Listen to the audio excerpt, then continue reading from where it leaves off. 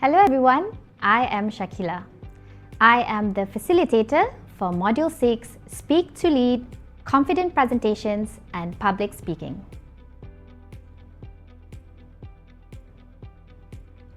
In this part of the module, you are going to learn to explain the core elements of persuasion, which are ethos, pathos and logos.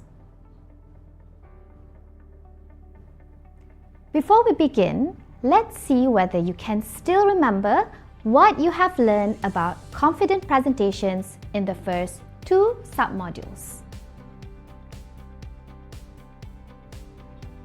How to organize your message in presentations? Do you still remember?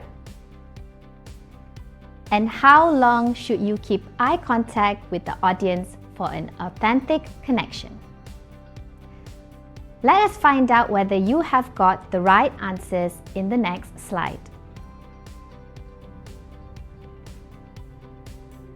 It's time for the answers.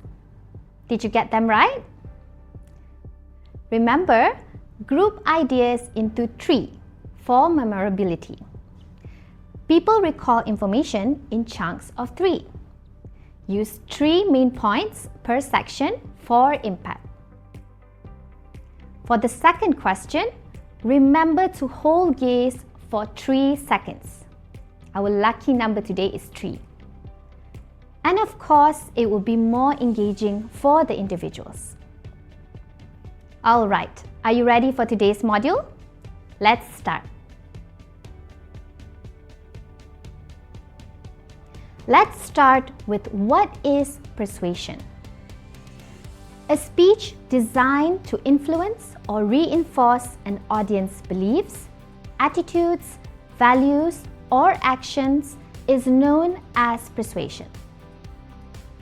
NAE's Job Outlook in 2024 has consistently said that employers rate communication as a top career competency. Not only that, but communication ranks number 1 in importance.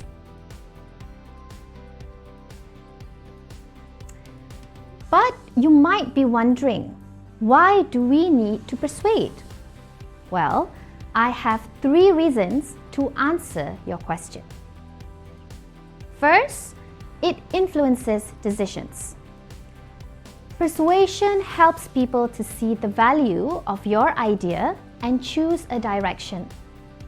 When you make the benefits clear and support them with simple evidence, decisions always get easier and faster. Secondly, it builds lasting trust and relationships. Trust grows when your message is honest, consistent, and well supported. Over time, clear reasoning and respectful tone make audiences believe you and want to hear from you again. And finally, it clears steps ahead of us. Great persuasion ends with a specific action. It tells people exactly what to do, why it matters now, and how to do it. So momentum turns into measurable results. Who wouldn't want that, right? So students, we have covered what is persuasive speech, why is it useful, and now we're moving on to the most important thing. How do we persuade? Well, in this module, I will share with you 3 appeals to help you be more persuasive in your speaking. These are 3 Greek words. We have ethos, which means credibility, pathos, which means feelings, and finally logos, which means reasons. Remember, lucky number 3. Now, we will focus on each appeal individually. Firstly, ethos, which means credibility. Ethos means to show you are competent, honest, and on the audience side through credibility. Let's look at the example given here. I'm Aisha from the Sustainability Club.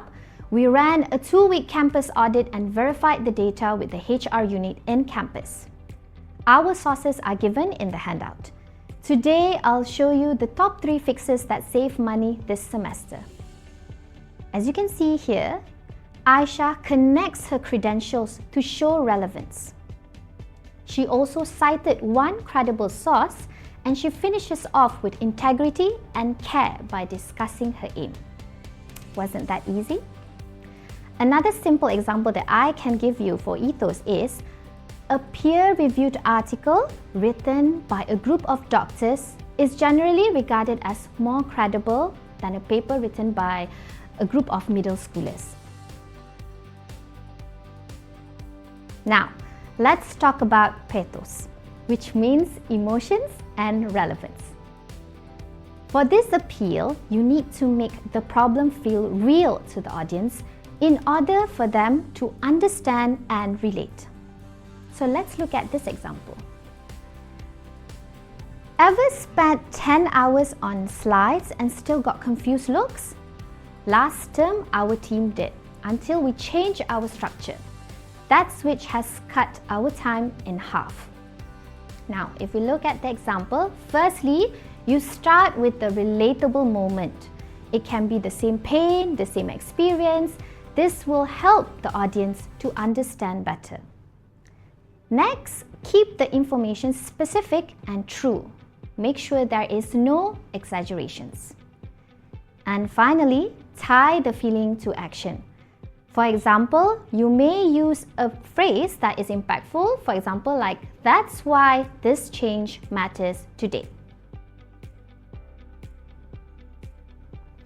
Now, let's move on to logos. Logos is reason and evidence. Ever told someone to listen to reason during an argument?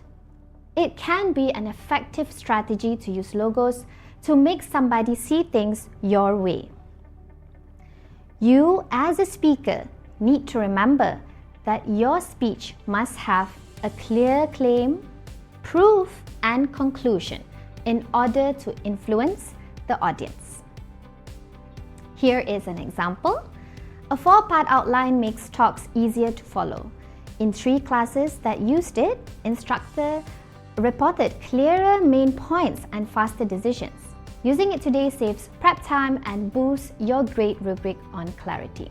Now, in this example, you need to state one sentence claim.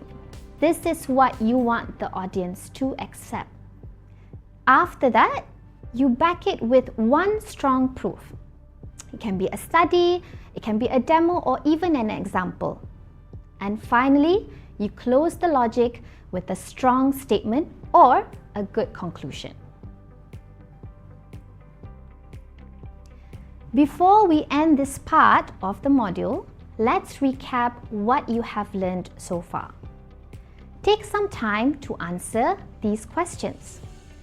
What is a persuasive speech?